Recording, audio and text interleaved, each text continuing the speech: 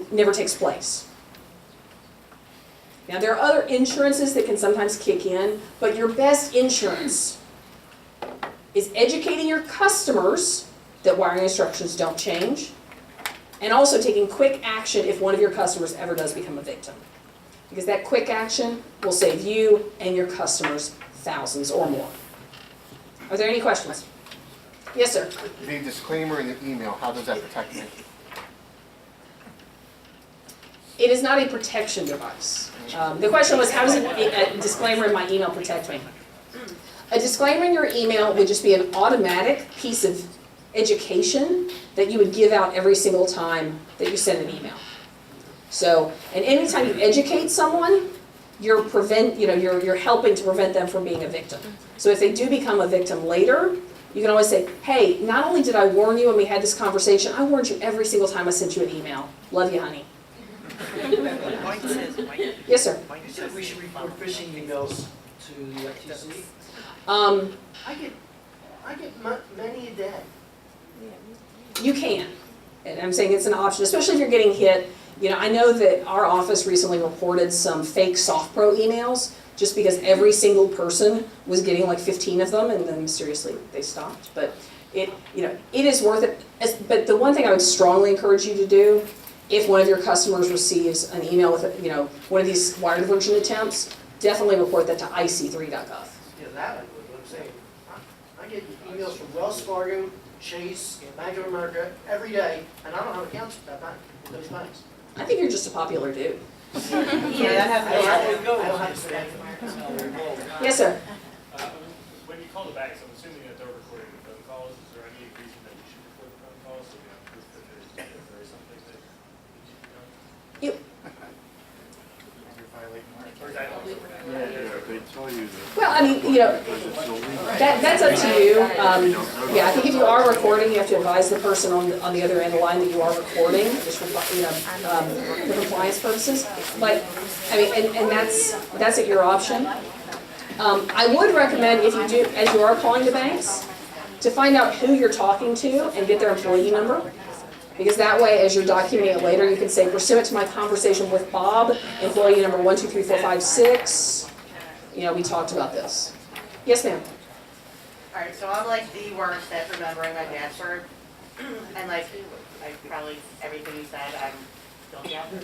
So where would you recommend keeping the passwords like safe? Like, I have them like in my phone, or if I have them on a piece of paper, all of this. I would not recommend putting them down on the happy little password list. I would just recommend thinking about more memorable passwords. And seeing Don't if... keep the same for everything, right? Yeah. And there are ways to trick yourself, whether it's kind of figuring out a quirky sentence, if it's a certain kind of software, SoftPro loves apples, but you can find ways to kind of make it more memorable so that they're easier to remember. That account, yeah. I don't have an easy kind of recommendation. It is a challenge. There are pieces of software that will remember your passwords for you. Some of those are very good, some of those are not. And that's kind of a company decision of whether or not you want to use some of those. Thank you. Yes, ma'am. I was just going to ask something similar to this. Is using something like LastPass or something with the subscriptions for keeping your passwords? Is that something that, I've heard LastPass is easy, but I don't know if you have any suggestions on it. I've heard good things about some of the software providers and bad things about some of them. Some of them, there are a few that are as easy to hack into as Gmail. And then there are some of them that are good. And that's really a conversation for your IT professional and for your company to decide, okay, we're going to go for this or we're not going to. So, any other questions? Well, guys, y'all have been wonderful. Oh, yes. Yes, ma'am. So I'm a little bit under the weather today, so I'm not quite feeling that great. A couple things. So isn't Jennifer great?